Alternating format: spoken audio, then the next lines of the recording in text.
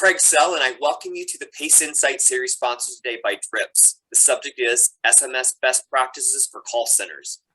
Today's insight focuses on how incorporating SMS into your marketing mix can greatly reduce call center operating expenses for call centers who want to text. The conversation begins with a look at the automation before focusing on changes call centers might need to make post-pandemic, and then concludes with automation to the call center and why your messages should be conversational in nature.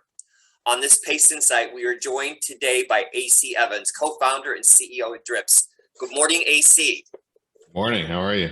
I'm doing very well. Well, let's just jump right into this, AC. So my first question for you today is, AI is quickly becoming more mainstream and heavily integrated into our daily lives. So what is your opinion on automation? My opinion is anything that can be automated should be automated. I'm big into scaling the unscalable, something I always like to say.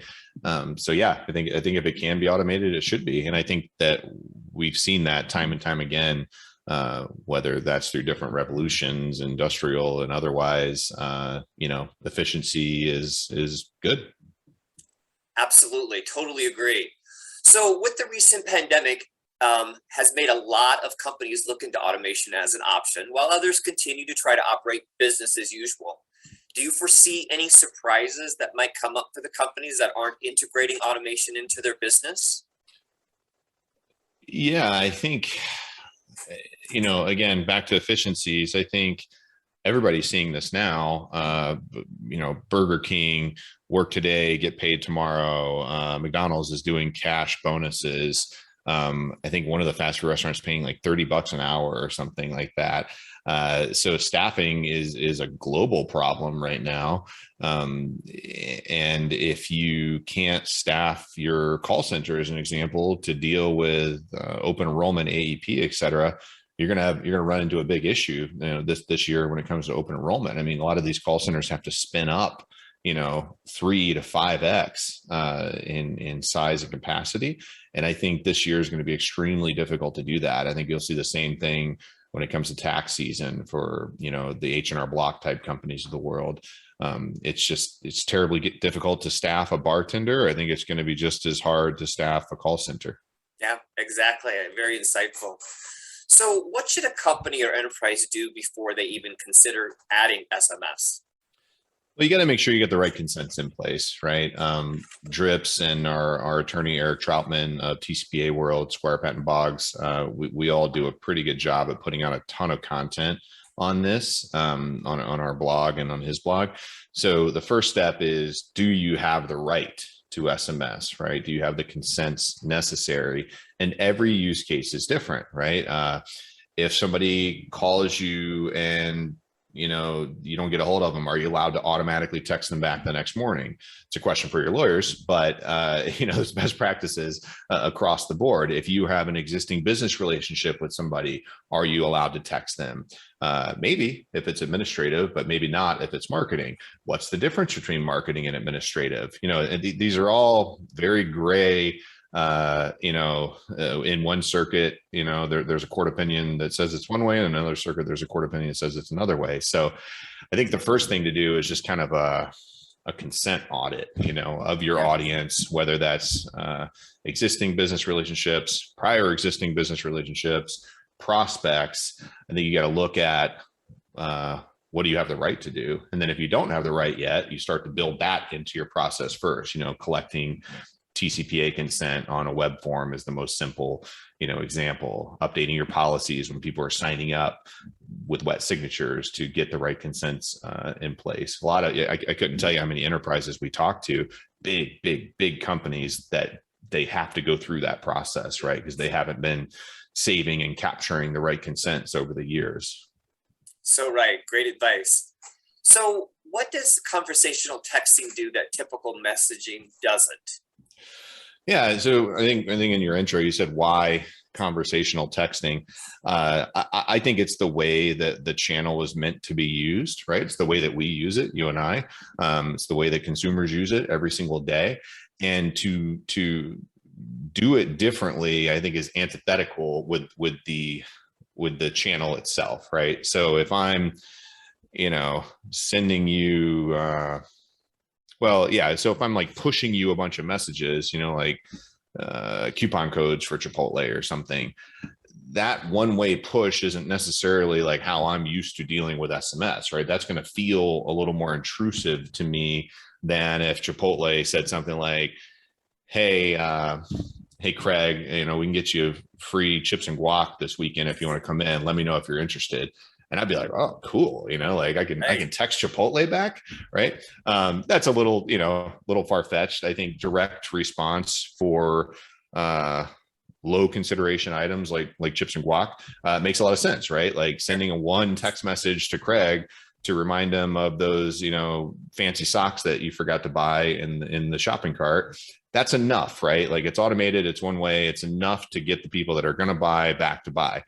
But when it's a considered purchase, when it's an expensive item, when it's life insurance, when it's healthcare, when it's car insurance, whatever it may be, the consumer knows that's going to take some time to go through the buying process. So therefore you have to schedule time to go through the buying process. You have to answer questions. And it takes days. It's the way it's always been. If I'm buying auto insurance, like I'm not necessarily just going onto a website and buying it. Generally, I'm like talking to a couple places, I'm getting a couple quotes, and it's, again, a considered purchase. So that's really the big difference. The other piece is, so there's kind of 4 or 5 different ways you can do texting. There's push messaging, which is great for direct response, right? Shopping cart, re-engagement, that kind of thing, coupon codes.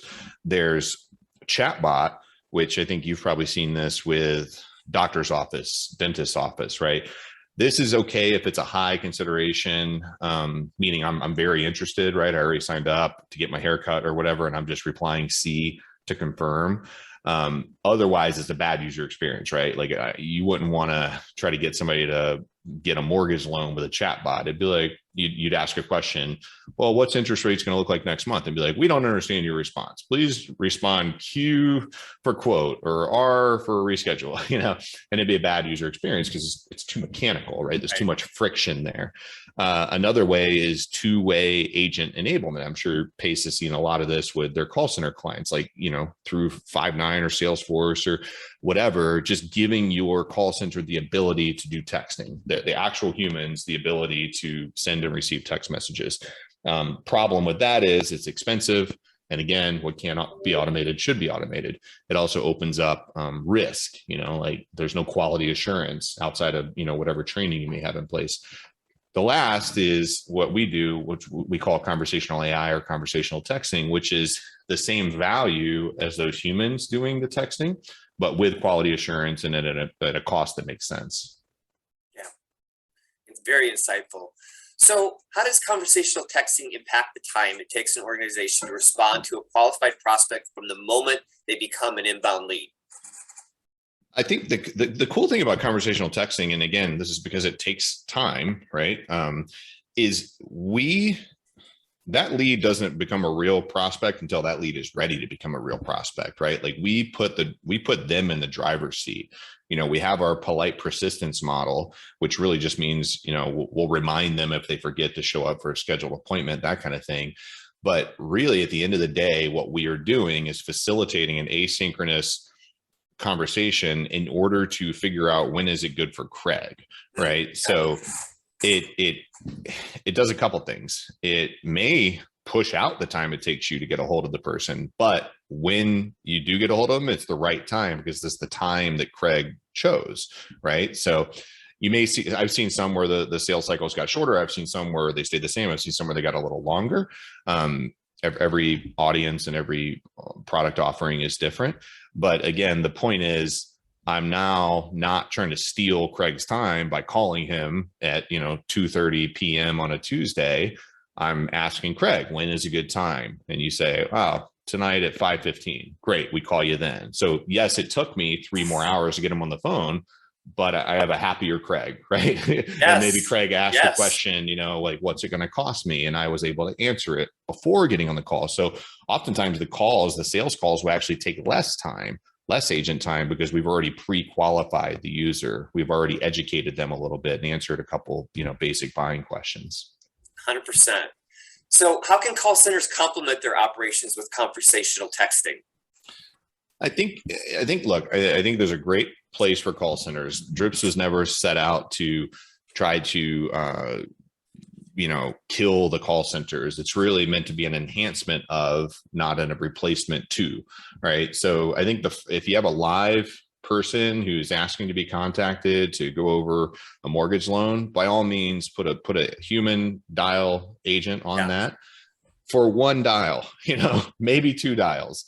But after that, you will see it always looks like this contact curve that goes from, I'm getting 20-30% of people on dial one, maybe a little bit less on dial two.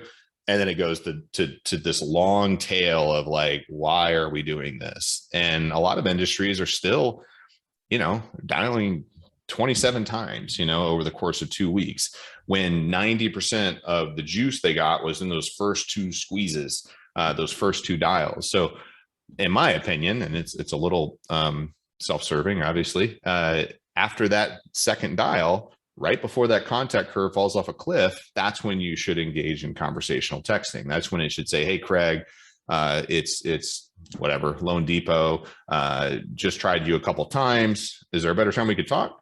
Right. And that's when you pick up that contact curve. Because then they text back and like, oh yeah, I wasn't ready to review the quote yet. I'm at work. I can't take a call right now, whatever it may be. Yeah, very insightful. So how can conversational texting shift an outbound call center into an inbound one, AC? Yeah, exactly what I just kind of went through. Instead of doing 37 outbound dials, have the outbound team do 2, right? Kick it over to a conversational texting company, and then the calls will come back inbound. So it's good to segment the two groups. I've seen the blended model work here and there, but I think at scale, it's better to have 2 separate teams. It's 2 separate skill sets. So you could have your inbound team, could be fronters depending on the model, and then they warm them up and transfer them to the closers. But that's really it. It's just a shifting, right? Because if you're not doing any inbound and you have an 800 person outbound call center and you start doing some inbound, now you can do 700 outbound call centers but 50 inbound, and then it can keep shifting. And I think for every 4 outbound headcount, for every 4 inbound, you could have 1 outbound. You don't need, you shouldn't need a large call center. You should be able to, if you're only outbound, I've seen it where we've been able to take 80% of the jobs can be automated, the outbound effort. Then, a lot of those people then get shifted into the inbound group, which is a much better, healthier, happier agent, better retention, less churn, all of it. Yeah, absolutely. Well, incredibly insightful, AC.